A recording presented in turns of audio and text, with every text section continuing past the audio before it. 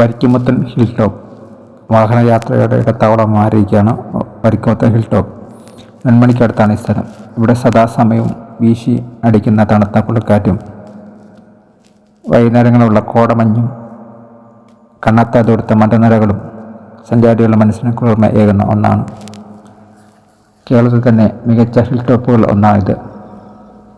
മൂന്നാർ കാണാൻ വരുന്നവർക്ക് പ്രകൃതി ഭംഗി ആസ്വദിച്ച് വരാൻ പറ്റുന്ന റോഡാണ് വണ്ണപ്പുറം ചെടിച്ചോർ റോഡ്.